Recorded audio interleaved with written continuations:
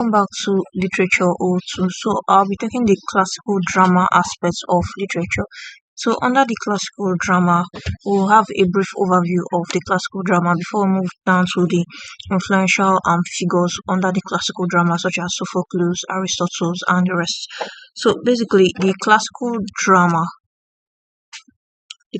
drama flourished in ancient Greek and Rome, and it laid the foundation for Western theoretical tradition. So this period saw the emergence of iconic playwrights like Sophocles, Euripides, Aristophanes, and also explored themes of human nature, morality, and the complexities of life. So classical drama was characterized by its use of masks and also elaborate costumes and the use of chorus that commented on the action. So the plays often featured complex characters, dramatic plot twists, and philosophical themes, which showcased the intellectual and artistic achievements of the ancient Greeks and Romans. So down to the contribution of Sophocles to classical drama. Let's quickly have a review of Sophocles' contribution to classical drama, basically.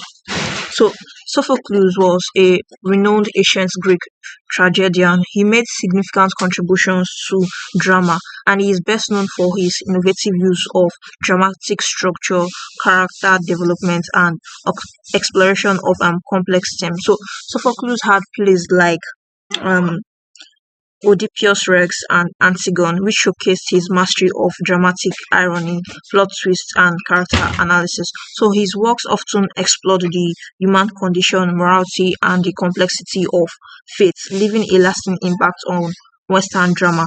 So some part of Sophocles' contribution to classical drama includes the innovative dramatic structure, whereby Sophocles introduced a third actor to the stage, and he also increased dramatic possibilities and also enhanced character interactions. Then another contribution of Sophocles to classical drama involved the complex character development. Complex character development in the sense that his characters are multidimensional with rich inner lives and nuanced motivations.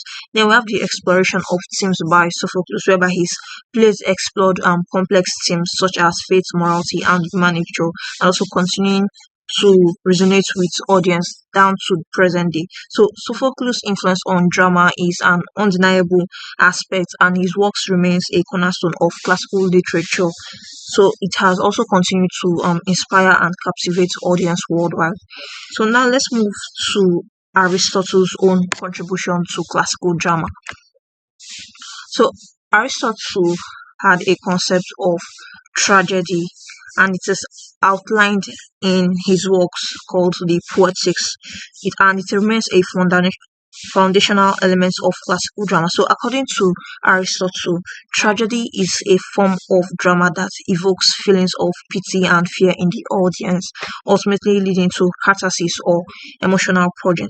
So there are some key components of Aristotle's tragedy, and it includes the plot, the character, the theme, the dialogue, and the music. So these are the key components of Aristotle's tragedy. Then we have the three unities also, that has to do with the unity of time, unity of place, and unity of action, which advocated for a single complete plot occurring within a single day and location. So the tragic drama and the tragic hero aspect under Aristotle's Poetics.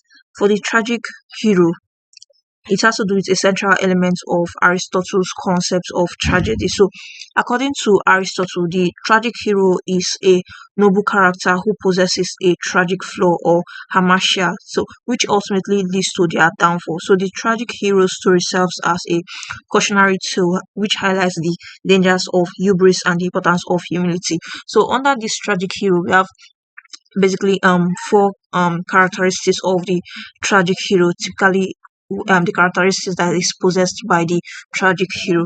So one characteristic of the tragic hero is the noble birth, in the sense that the tragic hero is often of noble birth, making their downfall more significant and impactful. Another characteristic is the tragic flaw, also known as the hamartia. So the tragic flaw is a defect on error in judgment that ultimately leads to the hero's downfall. Then the third characteristic there is the reversal of fortune, that's the peripetia. So the hero's circumstances are suddenly and they are also dramatically reversed in the sense that their actions often leads to fortune. So we also have recognition, which is the anagnosis of the tragic hero as another characteristic. So the hero comes this anagnosis or the recognition has to do with how the hero comes to realize their tragic flaw and the consequences of their action. So we've explained what the tragic hero is all about as well as the characteristics of the tragic hero. Now down to the catharsis. The catharsis has to do with a key comp a key concept in Aristotle's theory of tragedy. So, according to Aristotle's tragedy, it evokes feelings of pity and fear in the audience, ultimately leading to catharsis or emotional purging. So, catharsis is the process of releasing and purging emotions, particularly negative ones, through the experience of tragedy. So, now what is the importance of this tragic aspect or the importance of catharsis? One importance of catharsis is to provide emotional release. Another importance is for it to promote emotional balance and then enhance emotional intelligence. So Aristotle's concept of tragedy, including the tragic hero and catharsis, had a profound influence on Western drama and also shaped the development of tragic drama and continuing to inform dramatic theory and practice to this very day. So let's look at Aristotle's influence on modern drama basically. So Aristotle's poetics also had a profound impact on modern drama because it shaped the development of Western drama and also continued to inform dramatic theory and practice. So his ideas about tragedy, character, plot, and emotional resonance remains relevant today.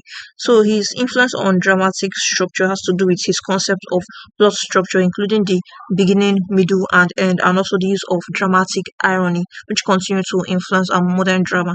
So many playwrights and screenwriters have often made use or imitated Aristotle's concept of the beginning, middle, and end in order to get a structural principle or a structural balance of their dramatic play.